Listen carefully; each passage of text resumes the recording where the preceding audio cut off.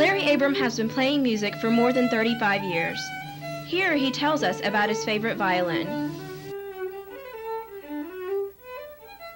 Now this fiddle here, this is the only fiddle that I've ever had. In my lifetime, people have given me 3 or 4 guitars, and I don't play guitar at all. But people have given me guitars like, do you want this guitar? And actually I have a guitar here.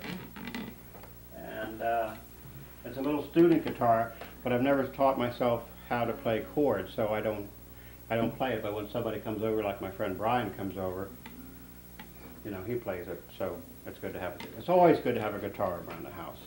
But this fiddle was bought for me by my aunt and uncle, and when I was in the 4th grade, we took recorder lessons at school. They had plastic recorders, and they called them flutophones, like little plastic recorders, white plastic recorders. So we took that, and that was all going well. You know, we did all of these, you know, flutophone songs. And then the next year, they, the 5th grade, they came into this room. I don't know if they had a piano, or we went to the piano, and they gave us a test. And the way they gave us a test is they'd play a note, and then they played a note above it, and they'd say, this is sharp. And then they play a note below it and say, this is flat. And that's how they could tell whether you had an ear for music, I guess, because then they would play a note and they say, was this sharp or is it flat? I go, oh, that's sharp. Or I say, oh, that one's flat. So then we took, in the 5th grade, we took orchestra, we took string orchestra, all violin orchestra in the 5th grade. And then about halfway through the 5th grade, you know, I was given the chance to take violin lessons from Ruth DeLuca, God rest her. And then my folks got me this fiddle, same fiddle. Might be a different bow. I guess it must be a different bow by now. I've gone through a couple bows. I'm sure I have. But this is the same fiddle and the same fiddle case. And so I took lessons from Mrs. DeLuca, and then I went to Mrs. McNeil, who was closer to me, you know, geographically, that is. And do you want me to tell you the story about Dave Cohen, Uncle Dave Cohen? Uncle Dave Cohen was like the lead violinist with the local symphony, the Florida West Coast Symphony.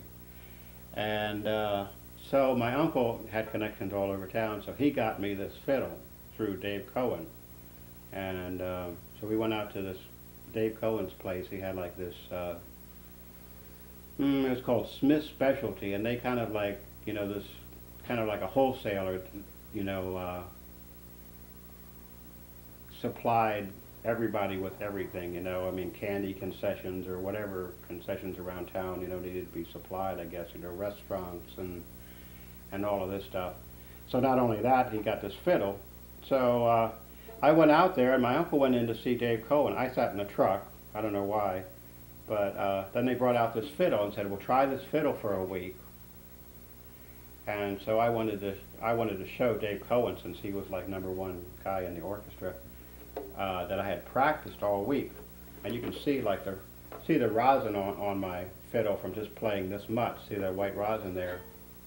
So I didn't clean the fiddle all week. You know, I practiced every day, and I put like just a whole bunch of rosin on here just to show Dave Cohen that, you know, I was practicing this fiddle all week. And I brought it back, and once again I sat in the truck, and my uncle took the fiddle in, and I said, well, you know, told him, you know, yeah, I'd like this fiddle. It's like $250, so they bought it for me.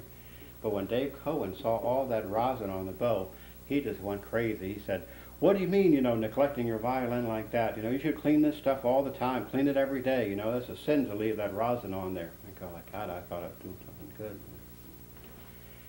It just goes to show you, you never know. You try to do right, and you just have to hope for the best. I think that's a lesson to be learned from that, truly. And Dave Cohen was the first chair of the Florida West Coast Symphony, and he was a guy that would like, he would sit up there and he would play so dramatically.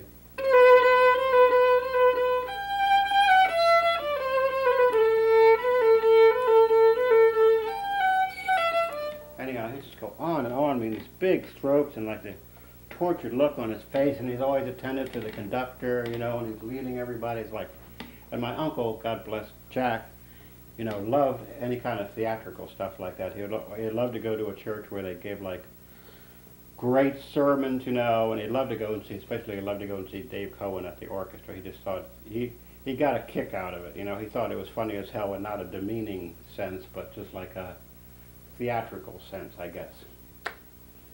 So that was Dave Cohen from the Florida West Coast Symphony. Although Larry plays on stage occasionally, he prefers to play music at home with friends.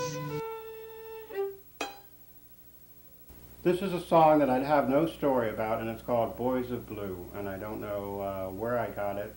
I looked in my fiddle book, and I thought maybe I learned it in my fiddle book, but I didn't learn it in my fiddle book, and these tunes, you know, there's so many tunes, and